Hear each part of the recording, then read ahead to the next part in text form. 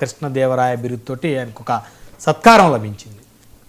అంటే ఏంటి ఈ సత్కారం లభించడానికి ఉన్నటువంటి ప్రధానమైనటువంటి రీజన్ ఏదై ఉంటుంది? ఈ సత్కారం అనేది కర్ణాటక ప్రభుత్వంలో పీఠాధిపతి ఇవ్వటం అనేది జరిగిందండి. ఆ పీఠాధిపతి ఇస్తూ పవన్ కళ్యాణ్ గారి యొక్క గొప్పతనాన్ని కూడా వివరించారు. ఒక తెలుగువాడిగా దక్షిణ భారతదేశాన్ని ఏలినటువంటి శ్రీకృష్ణదేవరాయల యొక్క బిరుదుని మరో తెలుగువాడికి అంకితం చేయడం అనేది ఒక తెలుగువాడిగా మేమంతా కూడా చాలా ఆనందంగా వ్యక్తం చేస్తూ ఉన్నాం.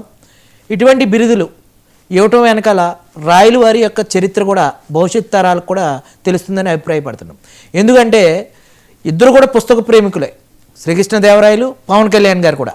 ఆయన ఆముక్త్యమాలిద రచించారు, అలాగే ఈయన ఎన్నో పుస్తకాలు చదివారు.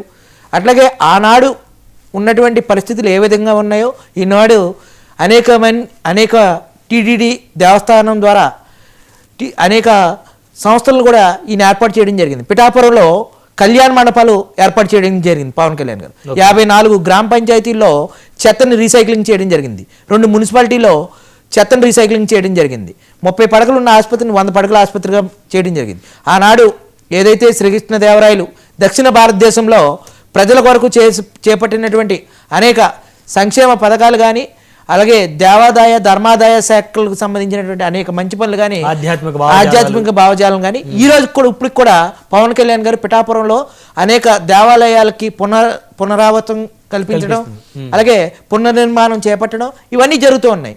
ఆ నేపథ్యంలో కూడా అక్కడ పిఠాపురం ప్రజలందరూ కూడా చాలా ఆనందోత్సవాలతోటి గ్రామీణ ప్రాంతాల్లో రోడ్లు, తాగునీటి సదుపాయం, డ్రైన్లు అన్నీ కూడా బాగున్నాయని చెప్పి ఆనందం వ్యక్తం చేస్తూ ఉన్నారు. ఈ నేపథ్యంలో ఆయనకి ఈ బిరుదు రావడం ఒక తెలుగువాడిగా మేమంతా కూడా చాలా ఆనందం వ్యక్తం చేస్తూ ఉన్నాం.